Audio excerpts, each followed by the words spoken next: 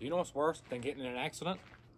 Getting in an accident, the other guy takes off, you didn't get time enough to get his license plate number, and you got to pay for all the repair bills.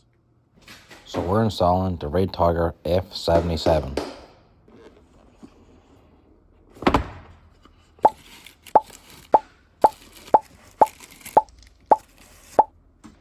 So we got all the gear here to install this. We got our front camera, our rear camera, we got our power cord. This is the cable that hooks up the front and rear. We've got some cable ties with a little trim tool. So let's not waste any time. Let's get this installed in the truck. Okay, so you're going to get in your vehicle that you're going to install this in. You're going to want to find a centrally located place. And we're going to put her right here.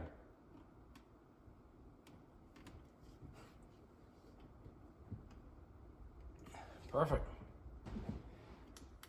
It's in a really good central location. It doesn't obstruct my view at all. I can still clearly see the screen underneath the rear view mirror. And I also have a sliding rear window right here. So as you can see, this window slides that way.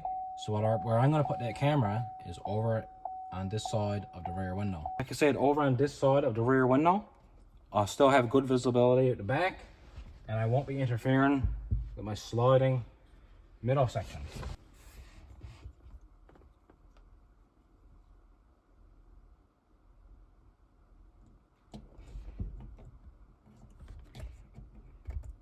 So if you look up here, you can see this side here is for your rear camera cord, and this one right here is for your power cord.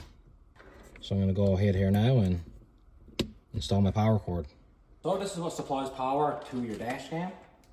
As I'm going to come up here, I'm going to tuck this in along here, and probably down here, probably down around the door here. I'll probably come up here and tie it in. That way you won't have this big mess of wires hanging down in front of your dash.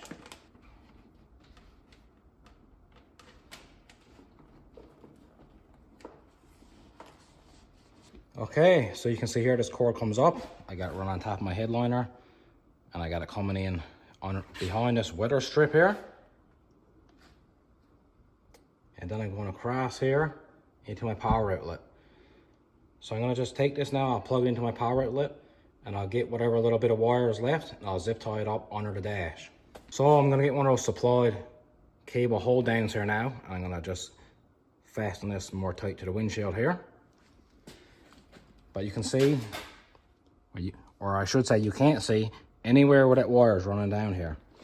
And right off the bat, I should mention, do not put this wire in front of this side airbag. Do not do that. Do not cross over the airbag. Make sure that that wire is plenty away from that airbag. So after we get that done, we're going to take this big nest of wires now. This is the wire that connects your front and your rear camera. You're going to want to write this the same way, or if you're not picky, you could just have wires slung down on the floor if you like. But I think what I'm going to do is I'm going to chase the same route. Just simply plug it in to the slot that says rear camera.